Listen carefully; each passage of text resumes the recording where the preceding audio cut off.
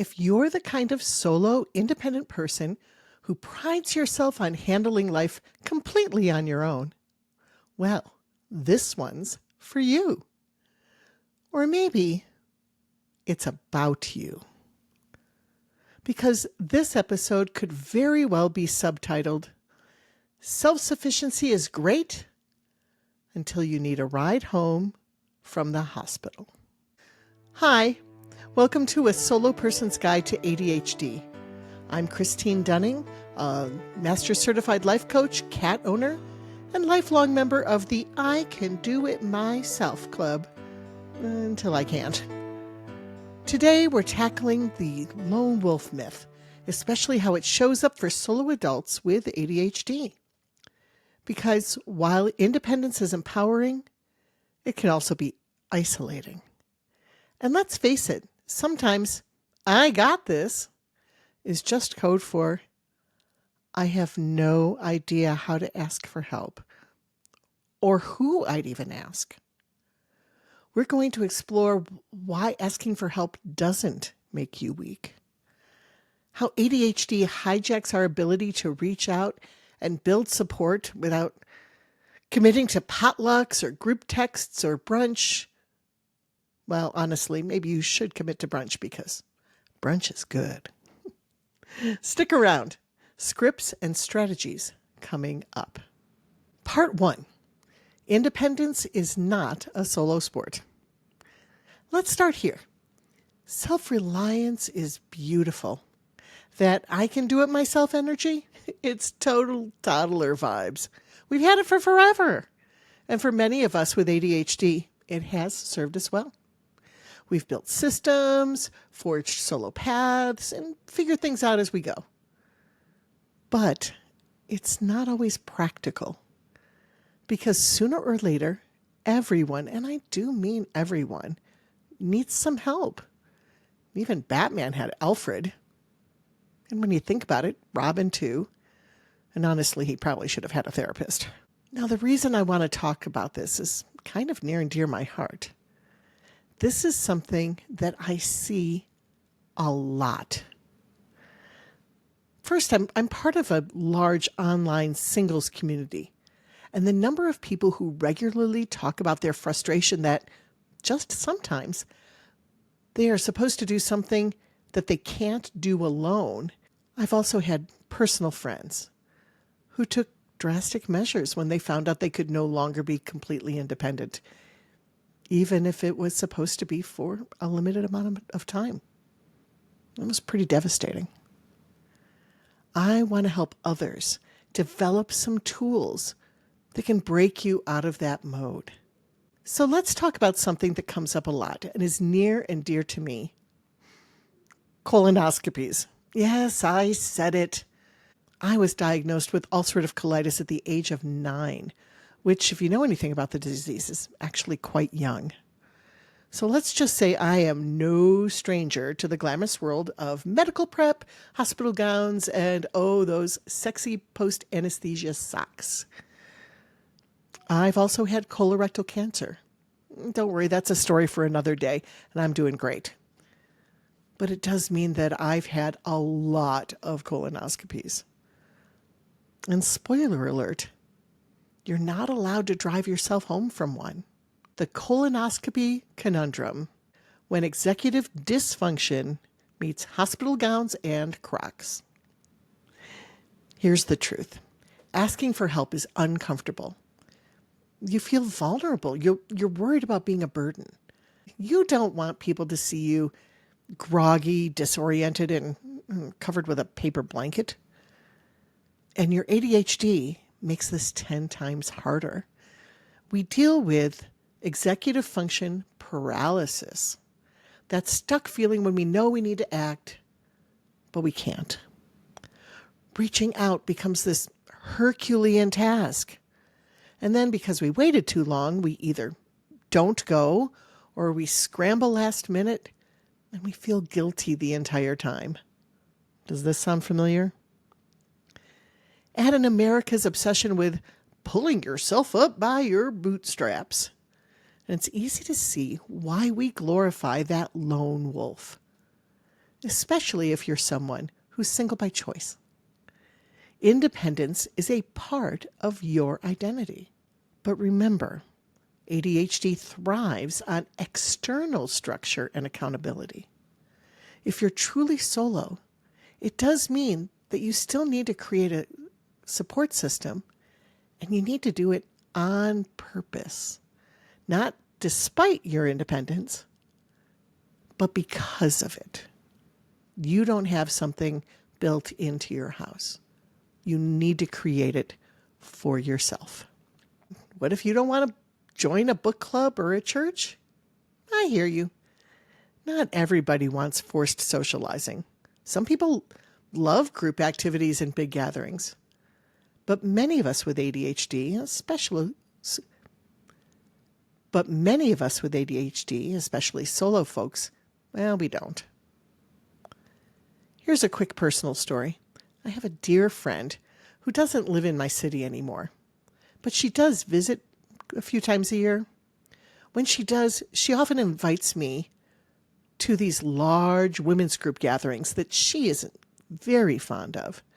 It's a lovely idea, but I went a handful of times even when she still lived here and realized pretty quickly they were not my jam. I just didn't have a lot in common with these women. And it meant that I didn't get very good one-on-one time with my friend to catch up. So finally we talked one day and I said, I appreciate you inviting me to your big group, but I'd rather see you one-on-one or with the small group of friends that we know, which actually was a book club. And now, when she comes into town, we always make some time for each other in a way that works for both of us. The point is, community doesn't have to mean group. Think friendly acquaintances. Think mutual aid. Think you watch my cat, I'll water your plants. Or you take me to my colonoscopy and I'll bring you soup when you get the flu. Find people you can do that trade with. Here's a concept I love: social energy budgeting. If you're solo with ADHD, you might be an introvert, or like me, an ambivert, which is a combination of introvert and extrovert, which means your energy is precious. Make sure you're careful how you're spending those tokens. Now, a couple of things that will help. Make sure you ask for help directly. Don't vague book it. Facebook algorithms are not your friends. You can put something on Facebook and people may or may not see it. You also might get an answer from somebody that you really wish wasn't the person helping you at this time. Secondly, plan ahead. If you can, make it convenient for the person who's helping you. For example, my colonoscopy place these days is about a 25-minute drive south of me. One of my best friends is an hour drive even further south of me. She's got a lot of flexibility in her schedule, and so she and I are people that we do these things with. So I've Ubered to the facility, and then I have her meet me there. She stays through my colonoscopy and then drives me home. It saves her quite a bit of driving rather than pick me up, take me down, drop me off, and go back home herself. It saves about an hour of her time, and it's not a big deal for me to take the Uber to. I just am not allowed to take the Uber from. Be generous whenever you can. Reciprocity matters. If you're able to give, it makes receiving easier too. If somebody needs some help, see if it's possible for you to step out of your comfort zone and do something for them. Even something small matters. Try not to wait for an emergency. I know that's easier said than done. But if this is a scheduled appointment, there's no reason why you shouldn't be making plans ahead of time. True emergencies are true emergencies. And above all, don't let guilt talk you out of asking. You deserve support in your life. Full stop. And here's a secret. If you're not somebody who's overly demanding, you'd be surprised. People like to help, especially if you're somebody who's been willing to reach out to them. People are so happy to give back. One of these days, I will tell the story of my cancer and the people who came out of the woodwork for me. I was really surprised, not just by the number, but who. It's really amazing. Now, a couple of things that can help is to have some ideas of how to ask for help. Again, don't vague book it. Reach out directly. Now, I'm not saying you can't throw it on Facebook if you want and see if somebody responds. I've gotten people that way. But more often than not, I find I have to reach out individually. So something you might say is, hey, I'm trying to get better at asking for help instead of just muscling through things solo. Would you be able to help me with blank? Another thing to say is, hey, could we trade favors? I really need X. And if there's something coming up for you, I'd really happily help you with Y. One final note. If you are 45 years or older, I'm going to suggest strongly that you get your colonoscopy. Yes, the prep is awful. Yes, the whole thing is pretty undignified.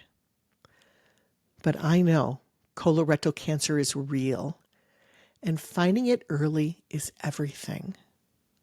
I'll say mine was not found during a colonoscopy, and not because I skipped them.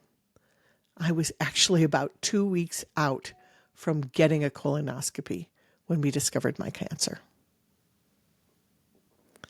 I still feel very lucky that it was found in the time that it was. So, if you need a nudge, this is it. Call your doctor, book the thing. By the way, plan on booking several months in advance. That seems to be the norm. So, what did we learn today? Being fiercely independent is great until it isn't. Asking for help is not weakness, it's its own kind of strength. And with ADHD, building a support system intentionally is one of the kindest things you can do for yourself. Now, if today's episode resonated with you, please subscribe to the podcast, share it with another solo ADHDer, rate and review. It helps other lone wolves find us. Feel free to send me a message at Christine@twocatscoaching.com or visit my website and book your free 30-minute session. I'd love to be part of your support system. Next week, we're staying on theme with plans, pals, and the ADHD pause button, why we flake on our friends, and how to show up anyway. Until then, take care, reach out, and remember, Alfred helped Batman. You can get help too. Take care of yourself. You're worth it.